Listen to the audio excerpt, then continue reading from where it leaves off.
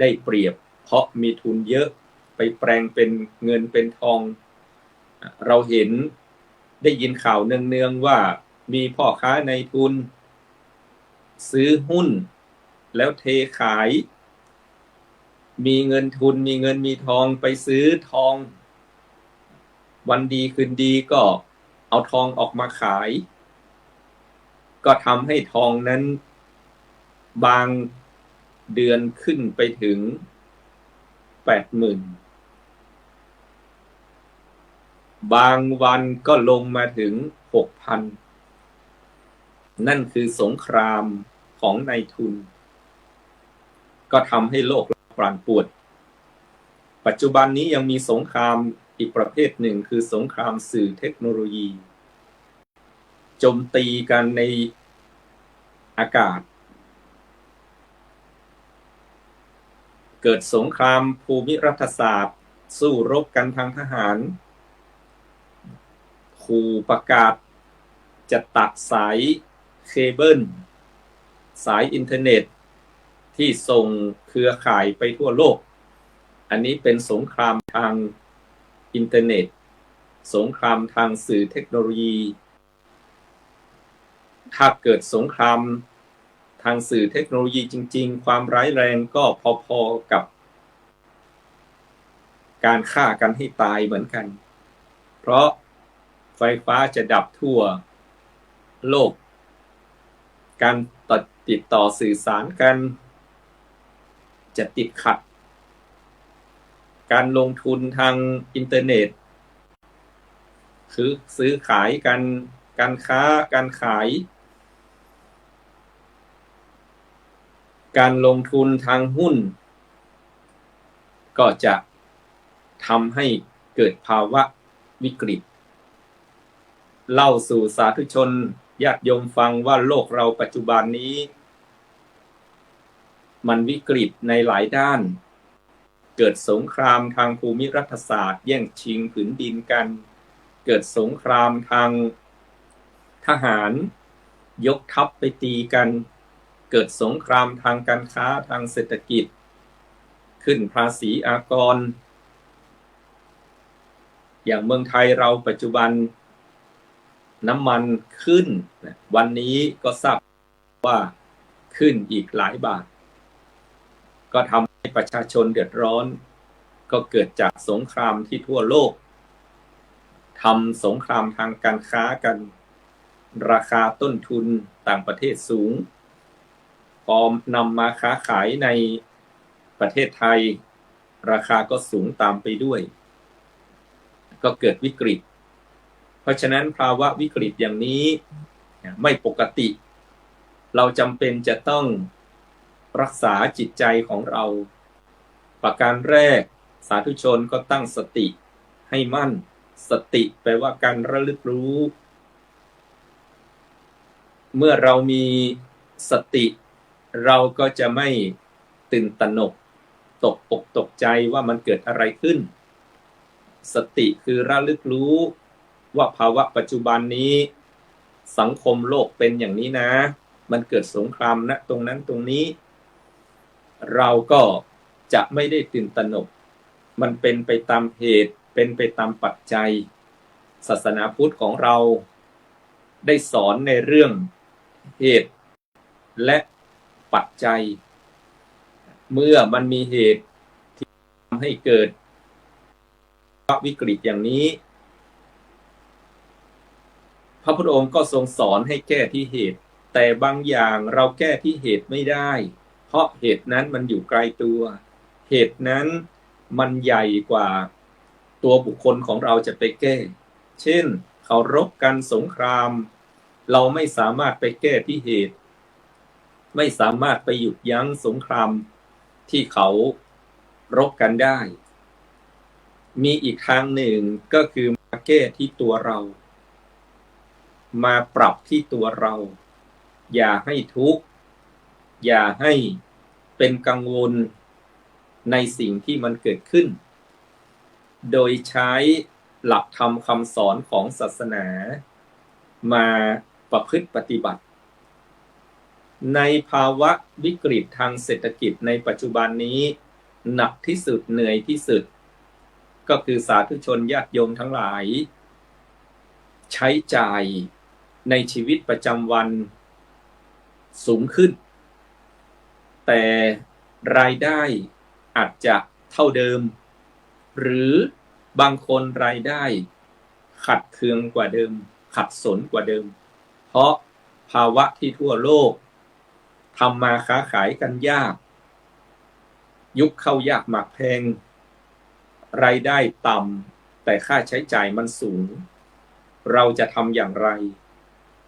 แก้ที่คนอื่นไม่ได้แก้ที่ประเทศชาติไม่ได้แก้ที่ชาวโลกไม่ได้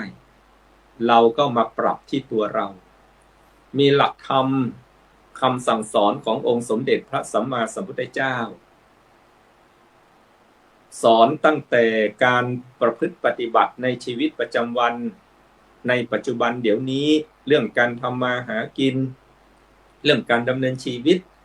จนกระทั่งถึงความสุขในโลกหน้าต้องมีศรัทธาความเชื่อมีศีลบริสุทธิ์มีคะการเสียสละมีปัญญา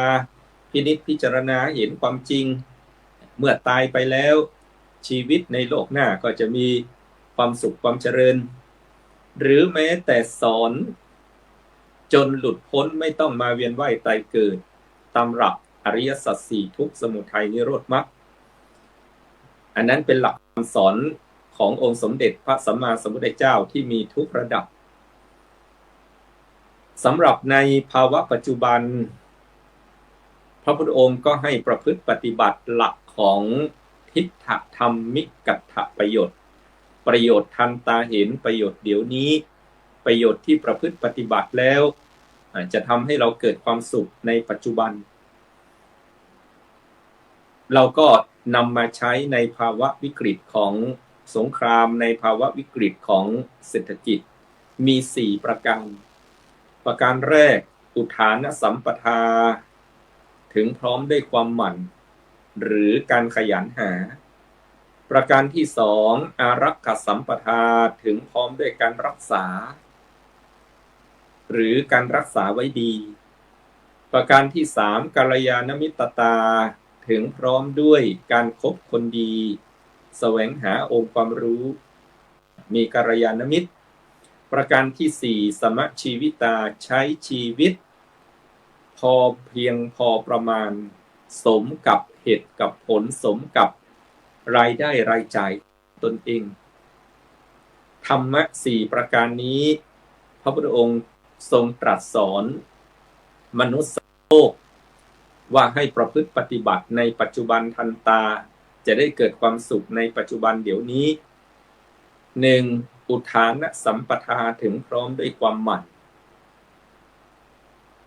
ไม่ว่าสงครามโลกจะเกิดใครจะแข่งขันชิงดีชิงเด่นกันณที่ใดส่วนใดของโลกเราอยู่บ้านเมืองของเราอยู่ที่ไหน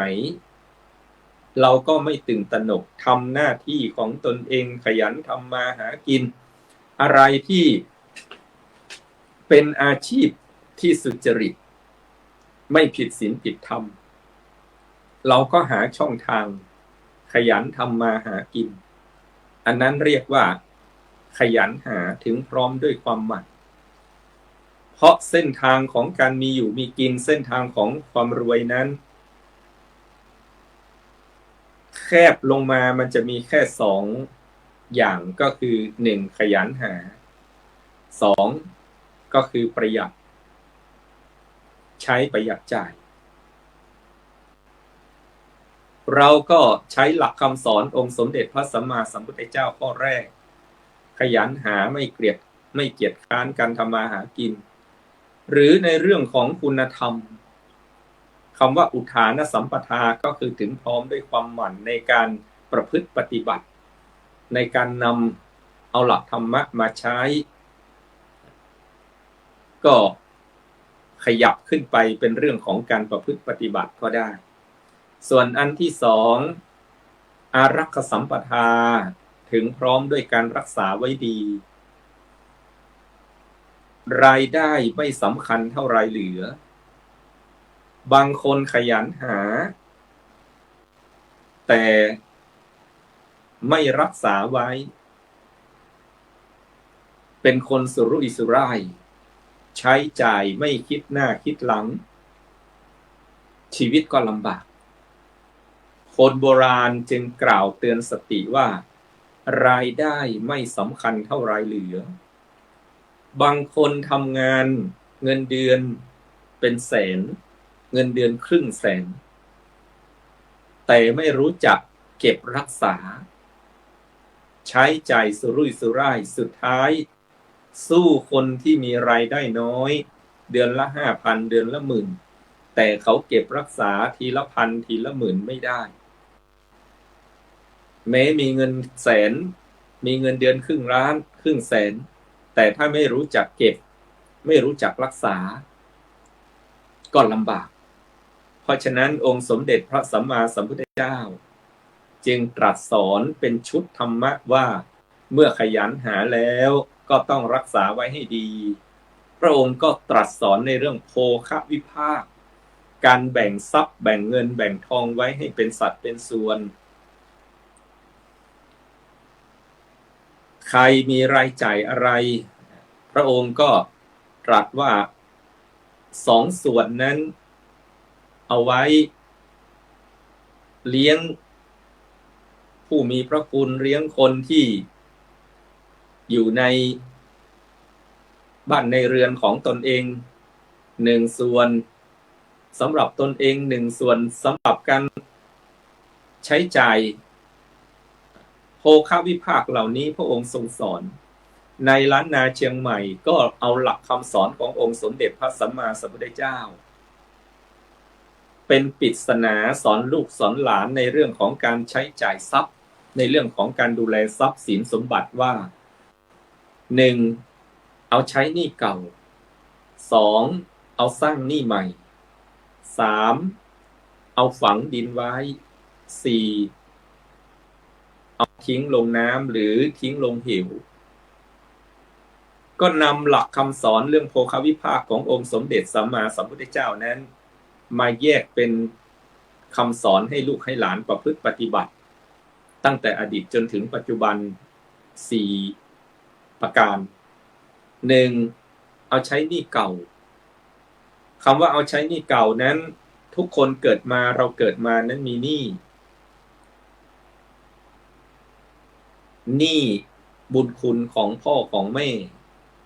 ของปู่ย่าตายายที่ให้กำเนิดเรามาก็ดีเลี้ยงดูเรามาก็ดีกว่าที่เราจะโตมาจนบัดนี้เยาวชนคนหนุ่มสาวกว่าจะได้จบมัธยม6อายุ18 ปีพ่อแม่เลี้ยงเรามาหมดข้าวไปไม่รู้กี่กระสอบหมดเงินไปไม่รู้กี่ล้านต่อปริญญาตรีจบอายุ22 23หมดเงินไปกี่แสนกี่ล้านเราโตมาได้ก็ด้วยน้ำพักน้ำแรงของพ่อของแม่พ่อแม่ยอมอดยอมอยากยอมลำบากเพราะเลี้ยงลูกบางคนมีลูกหลายคนในครอบครัวพ่อแม่ก็ยอมตรากตรำลำบากเลี้ยงลูกทุกคนส่งเสียให้เรียนจนได้ดิบได้ดีพอลูกมีเงินมีทองได้ทำมาหากินมีเงินเดือนเราก็แบ่งทรัพย์ไว้เป็นสัดเป็นส่วนที่1ก็คือเอาใช้หนี้เก่าเลี้ยงพ่อเลี้ยงแม่ของเราให้มีความสุขเลี้ยงปู่ย่าตายายที่ท่านเคยกอดเคยหอมเคยอุ้มเคยซักผ้าให้เราเมื่อตอนเด็กๆให้ท่านนั้นมีความสุขอันนี้คือเอาใช้หนี้เก่าเลี้ยงผู้มีพระคุณประการที่2ก็คือเอาสร้างหนี้ใหม่สร้างหนี้ใหม่ก็คือเอาเลี้ยงลูกเลี้ยงหลานเลี้ยงบริวารครอบครัวเงินส่วนหนึ่งส่งลูกหลานเรียนหนังสือเมื่อเราทำดีกับเขาอย่างนี้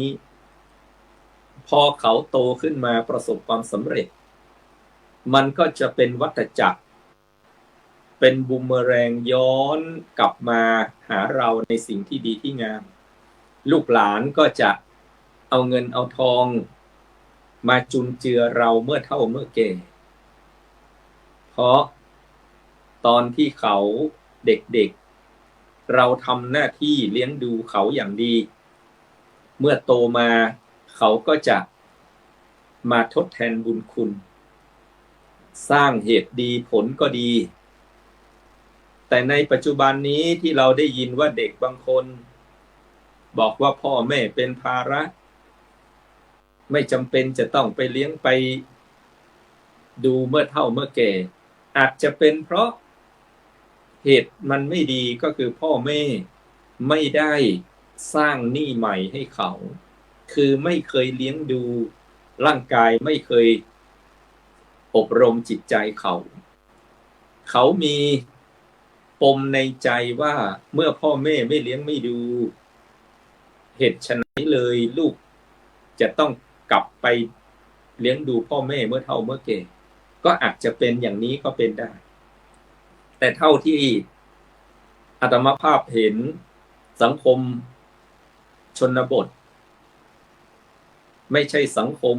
เจริญทางด้านเทคโนโลยีพ่อแม่เลี้ยงดูลูกอย่างดีแม้ทุกข์ยากลำบากก็กัดก้อนเกลือกินไปด้วยกันลูกทั้งหลายก็ไม่มีคำถามว่าทำไมจะต้องกลับมาเลี้ยงดูพ่อแม่เมื่อเฒ่าเมื่อแก่เพราะเขาเห็นด้วยตาของเขาว่าพ่อแม่นั้นเลี้ยงเขามาอย่างดีแม้ทุกข์ยากลำบากพ่อแม่ก็อดทนเลี้ยงลูกก็ไม่มีปัญหาในเรื่องของถามว่าเลี้ยงพ่อแม่เมื่อเฒ่าเมื่อแก่เป็นภาระหรือเป็นหน้าที่เขาก็สำนึกด้วยบุญคุณในจิตในใจของเขาจริง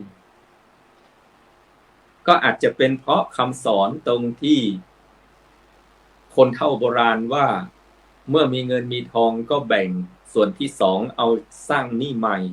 คือเลี้ยงลูกเลี้ยงหลานเลี้ยงบริวารให้เขามีความสุขในปัจจุบันนี้เมื่อวันข้างหน้าเขาเจริญเติบโตเขาลืมตาอ้าปากแล้วก็จะมาทดแทนบุญคุณก็เหมือนมาใช้หนี้เก่าที่พ่อแม่ได้สร้างหนี้ใหม่ไว้ให้เขาคือเลี้ยงดูเขาอย่างดีเหตุดีผลมันก็ดีประการที่สามเอาฝังดินไว้เอาฝังดินไว้ก็คือเอาเงินเอาทองที่มีอยู่ส่วนหนึ่งนั้นเก็บไว้ในธนาคารไว้ลงทุนเก็บไว้เพื่อทำบุญเหมือนเอาฝังดินมันไม่สูญหายไปไหนเก็บไว้ทำประกันชีวิตให้ตนเองในยามเจ็บไข้ได้ป่วยเข้าโรงพยาบาลก็ต้องใช้เงินทุนอันนี้คือเอาฝังดินไว้หมายความว่าเก็บเงินไว้ลงทุนเก็บเงินไว้ทำบุญเก็บเงินไว้ในยามเจ็บไข้ได้ป่วยในปัจจุบันนี้ผู้รู้ทางการเงินก็แนะนำว่าชีวิตที่ปลอดภัยควรจะมีเงินทุนเก็บไว้อย่างน้อย3 เดือน6 เดือนของรายจ่ายที่ใช้จ่ายประจำในชีวิตของตนเองสมมุติว่า1 เดือนเราใช้จ่ายเดือนละ 20,000 ก็ควรจะเก็บเงินสำรองไว้อย่างน้อย3 เดือนก็ 60,000 อย่างน้อย6 เดือนก็120,000ใครที่ใช้จ่ายมากใช้ 30,000 3 เดือนก็ต้องเก็บไว้ 90,000 6 เดือนก็ต้องเก็บไว้180,000อย่างนี้เป็นต้นเพื่ออะไรเพื่อว่ายามวิกฤตที่หาเงินไม่ได้ถูกไล่ออกจากงานก็ดีเกิดโรคระบาดอย่างช่วงโควิดทำมาค้าขายไม่ได้ก็ดีหรือปัจจุบันเนี้ยโลกเราไม่แน่ไม่นอนสงครามมันเกิดไม่รู้จักสิ้นสุดเมื่อไหร่ถ้าใครมีเงินสำรองสำหรับ ค่าใช้จ่าย6 เดือนก็จะอุ่นใจไปได้ว่าแม้6 เดือนนี้ไม่มีรายได้เข้ามาเลยชีวิตเราก็ไม่ลำบากเพราะฉะนั้นส่วนที่3ก็ฝังดินไว้ส่วนที่4เอาทิ้งลงน้ำก็ใช้จ่ายในชีวิตประจำวันเหมือนเอาโยนลงน้ำไม่ได้อะไรกลับมาเป็นชิ้นเป็นอันแต่เลี้ยงปากเลี้ยงท้องของตนเองนี่คือหลักคำสอนเรื่องโภควิภาคในทิฏฐธรรมิกถประโยชน์เนี่ยขยันหารักษาดี3มีกัลยาณมิตรคบหาคนดีแล้วชีวิตเราก็จะดีตามอยากเป็นคนดีก็ต้องคบคนดีอยากเป็นเศรษฐีก็ต้องหมั่นแสวงหาความรู้ดูว่าคนที่ร่ำรวยเขาทำยังไงเขาจึงรวยเพราะฉะนั้นคำว่าคนดีนี้กัลยาณมิตรในปัจจุบันรวมถึงสื่อเทคโนโลยีเราสามารถเปิดไป YouTube อยากจะรู้เรื่องธรรมะเราก็ไปค้นหาครูบาอาจารย์ที่เราศรัทธาเปิดฟังอยากจะรู้เรื่องการเงินเศรษฐกิจก็เปิดกูรูผู้รู้เรื่องเศรษฐกิจสอนการดำเนินชีวิตการเงินการทองคำว่ากัลยาณมิตรรวมถึงสื่อเทคโนโลยีที่เป็นประโยชน์ไม่ไปเปิดดูสิ่งที่ไร้สาระไร้ประโยชน์อันนี้ชีวิตเราก็จะมีความสุขประการสุดท้ายสมชีวิตาใช้ชีวิตสมเหตุสมผลตามรายได้ของตนเองสมชีวิตาคือใช้ชีวิตให้เหมาะให้ควรสมฐานะของตนเองหรือในเมืองไทยเราโชคดีที่ในหลวงรัชกาลที่9ทรงเน้นย้ำในเรื่องของการดำเนินชีวิตแบบเศรษฐกิจพอเพียงก็มาจากหลักคำสอนของพระพุทธศาสนาว่าสมชีวิตาให้พอเพียงสมกับฐานะตนเองคนมีรายได้น้อยก็ต้องเขียมเจียมใช้จ่ายให้พอเพียงกับฐานะตนเองคนมีรายได้มากท่านจะฟุ่มเฟือยจะใช้มากเขาก็ไม่เดือดร้อนเป็นไปตามเหตุตามปัจจัยคือสมชีวิตาเหตุปัจจัยของคนที่มีเงินมากเขาก็ใช้มากเรามีเงินไม่มากเราก็ใช้ให้สมกับฐานะตนเองเพราะฉะนั้นขออำนวยอวยพรสาธุชนญาติโยมทุกท่านในช่วงภาวะวิกฤตใช้ธรรมะให้เกิดประโยชน์ในการดำเนินชีวิตใช้ให้เกิดประสิทธิภาพในการทำงานขอบุญกุศลคุ้มครองธรรมะปกป้องรักษาให้มีความสุขความเจริญด้วยกันทุกคนทุกท่านเทอญ